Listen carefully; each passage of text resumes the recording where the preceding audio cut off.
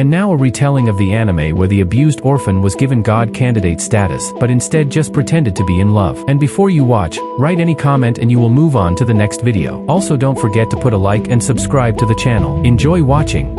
On the day of his middle school graduation, Mirai Kakehashi loses the will to live and decides to commit suicide by jumping off a tower block. However, his life is suddenly spared by special rank angel Nasse, who is already aware that Mirai's parents and younger brother Akira died in a car accident before Mirai was taken in by his abusive aunt and uncle. Nasse offers Mirai the hope of freedom with wings and the hope of love with arrows as angel tools, though Mirai initially rejects the offer until he uses his wings. After Nasse shockingly reveals that Mirai's parents and Akira were murdered by Mirai's aunt and uncle, Mirai later shoots his red arrow at his aunt in order to verify the greedy truth. Mirai accidentally compels his aunt to stab herself to death right in front his uncle. 3 days later, Mirai tells Nasse that he wants ordinary happiness, desiring enough money to improve his standard of living. Suggesting that Mirai could shoot his white arrow at his uncle in order to ensure a painless death, Nasse explains that there are currently 13 god candidates all competing to become the successor and each having their own angel. Mirai wants to enroll in high school. After the news reports that failed comedian Tanma Rodriguez is polyamorous, Mirai realizes that Tanma is a god candidate who shot his red arrow at multiple women. In a parking garage, masked superhero Metropolen,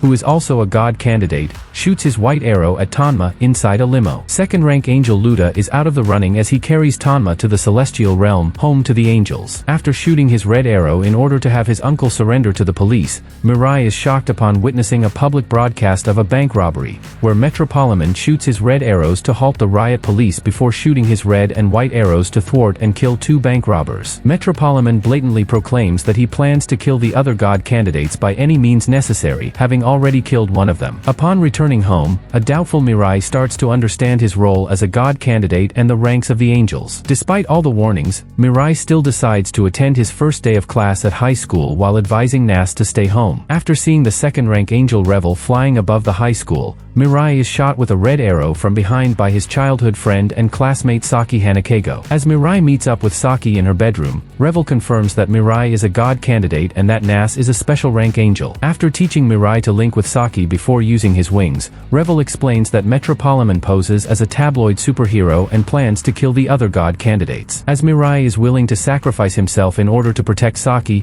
Nasse luckily finds him and explains that angel tools can be taken or transferred if a god candidate dies. Meanwhile, Metropolen speaks with his special rank angel Miza, who believes that the other god candidates are afraid of being killed. After 33 days, the effects of Saki's red arrow wears off on Mirai, who remains in love with Saki. Metropolen publicly announces that he wants to establish a peaceful alliance by inviting the other god candidates at a ballpark called the Jinbo Stadium. Mirai and Saki arrive at the Jinbo Stadium on high alert as Metropolen makes a dramatic entrance on the pitcher's mound. Metro Blue and Metro Yellow, 2 god candidates, suddenly arrive at the Jinbo Stadium and challenge Metropolen to a duel. In the past, Shogo Hatakeyama and Saburo Tabuchi failed their college entrance exam and attempted to commit suicide via drug overdose. After being saved by first-rank angels Emika and Egura, Shogo and Saburo assumed the identities of Metro Blue and Metro Yellow. In the present, the real Metropolen briefly appears on the Jumbotron, explaining that the fake Metropolen is an ordinary human shot with a red arrow. A young girl named Chio Nakayama, another god candidate, appears with second-rank angel Jamie and asks to join Shogo and Saburo. However, the real Metropolen swiftly shoots his red arrow at Chio before leaving again. Meanwhile, Mirai and Saki sit idly by while struggling to act upon the situation. Switching places with the fake Metropolen after bribing 2 cosplayers named Metro Pink and Metro Green as pawns for distraction,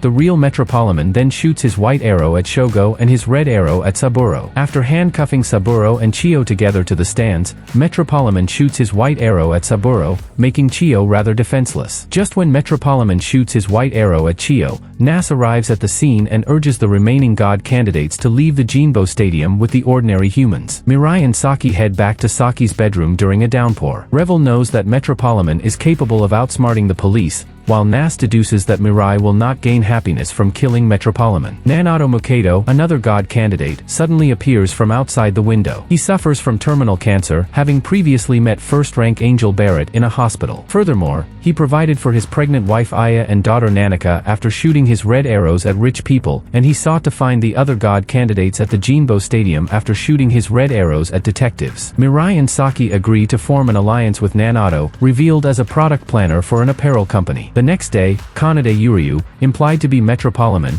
and his classmate Mizukiyo Minamikawa discuss their wishes after class while watching Mizukiyo's crush Sayuri during archery practice. Kanade returns to his home, where he brings flowers to his deceased younger sister Rei Yuryu, who is being kept in a freeze chamber. The news reports that middle school girl and amateur teen model Mimamai Masurin Yamada has escaped juvenile detention after being convicted as a serial killer 2 years ago. Mirai, Saki and Nanato deduce that Metropolen shot his red arrow at Masurin before lending her a red arrow and wings so she could escape and target other female victims. Metropolen has acquired 3 red arrows and 3 wings from the previously eliminated god candidates. Nanato states that the best option for Mirai is to kill Metropolen with a white arrow, though Mirai may not have the courage to do this. The news later reports that the body of middle schoolgirl Hikari Yaishir was discovered on the rooftop of the Grand Tower, where her common carotid artery and both wrists were slashed by a sharp blade. Realizing that Masurin is located hovering above the Grand Tower, Nanato equips Mirai with a red motorsport costume,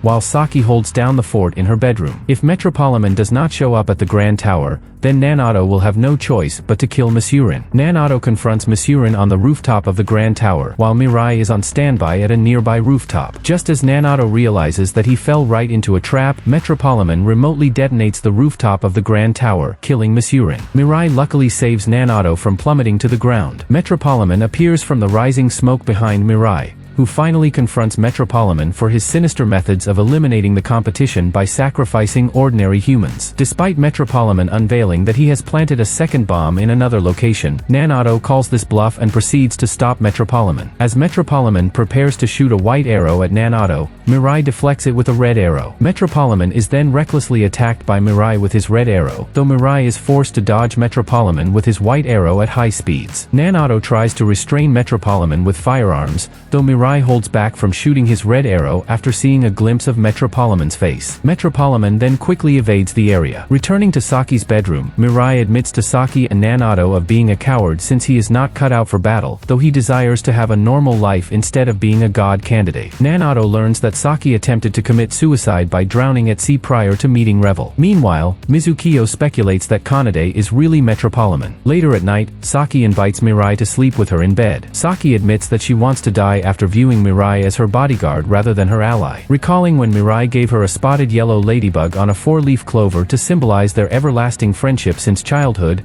Saki felt ashamed that she used to bully Mirai after his parents died. She also witnessed him jumping off the tower block on the day of the middle school graduation, which compelled her to drown herself at sea. After Saki requests Mirai to kill her, he takes her to the sky, convincing her to regain her will to live. The next day, Saki has a new attitude as she tells Mirai and Nanato that their meeting place will be relocated inside a church instead of her bedroom. Barrett then informs Saki about the 4 methods on how to acquire wings involving a previously eliminated god candidate, though a safer option is if Revel could be promoted as a first-rank angel. A sword wielder named Hajime Sokatani, another god candidate, kills a detective who was previously shot with a red arrow. At the church, Nanato equips Saki with a yellow motorsport costume. After reclaiming his red arrow, Nanato deduces that the detective is dead. Approaching Nanato's house, Mirai briefly encounters Hajime, while Nanato eventually finds out that Aya and Nanika have been abducted. In the past, Hajime was poor and ugly during childhood. When his mother committed suicide by hanging,